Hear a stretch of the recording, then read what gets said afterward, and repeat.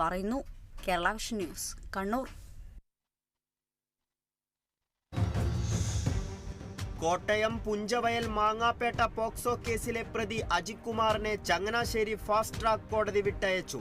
പ്രതിക്കെതിരെയുള്ള ആരോപണങ്ങൾ സംശയാതീതമായി തെളിയിക്കുന്നതിന് പ്രോസിക്യൂഷന് വീഴ്ചയെന്ന് കോടതി. ഉത്തരവിട്ടത് ചങ്ങനാശ്ശേരി ഫാസ്റ്റ് ട്രാക്ക് കോടതി ജഡ്ജി PS സൈമയ. ശ്രാവൺ ജ്യോതി ക്രിയേഷൻസിന്റെ ബാനറിൽ ദിവ്യ സാഗർ നിർമ്മിച്ച കൊതി എന്ന ഷോർട്ട് ഫിലിമിന്റെ പ്രിവ്യൂ ഷോ നടന്നു. മലയാളത്തിലെ പ്രശസ്ത സിനിമാ താരം ബാലാജി ശർമ്മ ഭദ്രദീപം തെളിയിച്ച് ഉദ്ഘാടനം ചെയ്തു.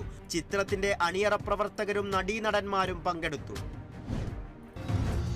തിരുവനന്തപുരം കോൺഗ്രസ് കാനക്കുഴി വാർഡ് സമ്മേളനവും അനുമോദന സംഗമവും സംഘടിപ്പിച്ചു. പരിപാടി മുൻ അരുവിക്കര MLA ശബരിനാഥൻ ഉദ്ഘാടനം ചെയ്തു. ചടങ്ങിൽ SSLC +2 ഡിഗ്രി വിജയികളെ അനുമോദിച്ചു. മലപ്പുറം തിരുനാവായിൽ വയനാട്ടിലെ ഉരുൾപൊട്ടലിൽ ജീവൻ പൊലിഞ്ഞവർക്ക് ആദരാഞ്ജലികൾ അർപ്പിച്ച് ഉപജില്ലാ റോവർ ആൻഡ് റേഞ്ചർ അന്താരാഷ്ട്ര സ്കാർഫ് ദിനം ആചരിച്ചു. സമൂഹത്തിന്റെ വ്യത്യസ്ത തുറകളിലുള്ളവർ വിവിധ വർണ്ണങ്ങളിലുള്ള സ്കാർഫുകൾ ധരിച്ച് സ്കൗട്ട്സ് ആൻഡ് ഗൈഡ്സിന്റെ ഭാഗമായി.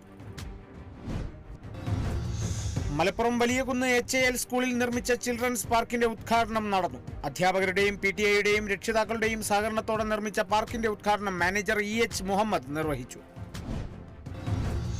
മലപ്പുറം തിരുനാവായ മദ്യനിരോധന സമിതിയുടെ സത്യാഗ്രഹ സമരപ്പന്തൽ പുനർനിർമ്മിക്കുന്നത് വിലക്കിയ അധികൃതർക്കെതിരെ പ്രതിഷേധം സംഘടിപ്പിച്ചത് തിരുനാവായ പഞ്ചായത്ത് മദ്യനിരോധന സമിതിയുടെ നേതൃത്വത്തിൽ. സത്യാഗ്രഹത്തിന്റെ വാർഷികാഘോഷം നടക്കാനിരിക്കെ സമരപ്പന്തൽ നവീകരിക്കുന്നത് തടഞ്ഞത് നീതീകരിക്കാനാവില്ലെന്നും പ്രതിഷേധ സംഗമം ആവശ്യപ്പെട്ടു.